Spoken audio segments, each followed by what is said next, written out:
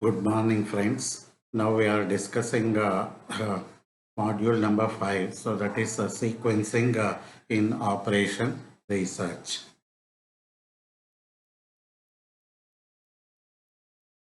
So what is sequencing? A number of jobs will be performed on different machines so that we are making the effective use of the available facilities like men, materials, machines, and money to achieve the greater output.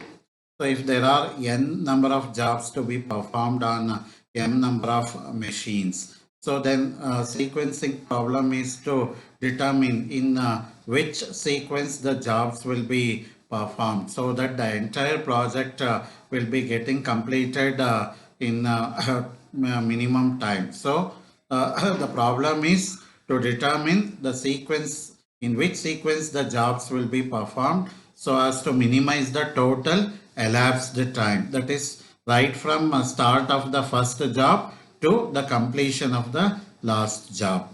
If I have n number of work pieces to be processed on m number of different machines, whether you take the last piece first or first piece first. So right from the first job beginning to the completion of the last job. The job pieces can be taken in any order, but it has to get processed in the same order of machines. Here the basic terminology is used in sequencing problem. Number of machines. So it is referring how many number of service facilities through which the job to be processed so that the finished product will get ready. Then processing time. So this is the time required so for each job to get processed on each machine.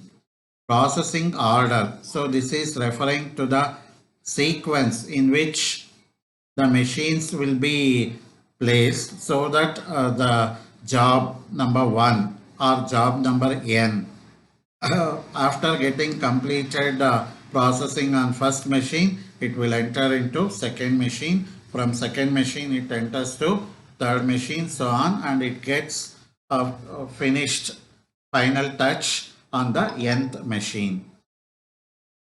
So this processing order of machines cannot be changed, but the job piece I can choose in such a way that all the jobs will be getting processed on these machines in the given processing order of the machines in minimum elapsed time. So then idle time on a machine. So this is the time during which the machine is not having any job to get processed. So the machine will be kept idle. So then total elapsed time. So this is the time interval between the beginning of a first job and completing the last job. So the total time taken right from the beginning of first job to the completion of the last job, including the idle time if any, in a particular order by the given set of machines. Then no passing rule. So this means that passing is not allowed. That is the same order of jobs to be maintained over each machine. For example, if there are n number of job pieces to be processed through two machines A and B in the order AB, that means whatever is the job piece taken, first it has to enter machine A, getting a process there, and that semi-finished good will come out of machine A and then it has to enter machine B. So this order of machines A, B, that is first A then to B, that cannot be changed. But the job piece taken, right? So will be chosen such a way that all the n number of jobs given will be completed in minimum elapsed time, total elapsed time. So assumptions made in a sequencing problem. So the processing time on each machine is given or known. so that that processing time cannot be changed. So each machine will get some time to do its job on the workpiece which is fed into the machine. The time required to complete a job is independent of the order of jobs.